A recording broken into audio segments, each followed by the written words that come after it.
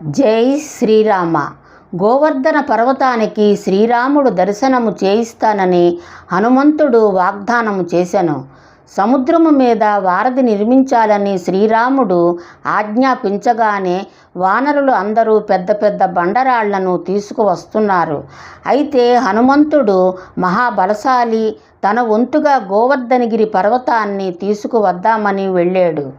ఆ పర్వతాన్ని అమాంతముగా పెకలించాలని ప్రయత్నించాడు.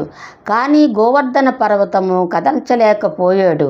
అప్పుడు పర్వతరాజు, ఆంజనేయ, నాకు శ్రీరామ దర్శనము కలిగిస్తాను అని వాగ్దానం చేస్తే నేను నీతో రావడానికి సిద్ధము అని పర్వతరాజు అన్నాడు. అప్పుడు హనుమంతుడు, దానికేమి భాగ్యము, మీరు నాతో వస్తే మీకు శ్రీరాముని దర్శనము కలిగేలా చేస్తాను అని వాగ్దానం చేశాడు. అందుకు పర్వతరాజు సరే అని ఆంజనేయుడితో వెళ్ళెను. గోవర్ధన పర్వతాన్ని తీసుకువచ్చేసరికి వారధి నిర్మాణము పూర్తి అయినది. హనుమంతుడికి మరో గత్యంతరము లేక గోవర్ధన పర్వతాన్ని మళ్ళీ వజ్రభూమిలో దించివేసెను. అప్పుడు పర్వతుడు, ఆంజనేయ, మీరు నాకు శ్రీరామ దర్శనము చేయిస్తాను అని నాకు మాట ఇచ్చారు, కానీ అది నెరవేరలేదు అని నిరాశపడ్డాడు.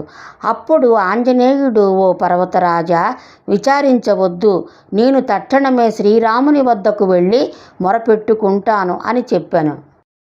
హనుమంతుడు శ్రీరాముని సన్నిధికి వెళ్ళి హనుమ చేసిన వాగ్దానము గురించి శ్రీరాముడికి చెప్పాను. ఆంజనేయ, విచారించకు, నేను ద్వాపరయుగములో శ్రీకృష్ణుడిగా అవతరించి దర్శనం ఇస్తాను అని చెప్పమన్నాడు శ్రీరాముడు. ద్వాపరయుగములో శ్రీకృష్ణుడు అవతరించాడు.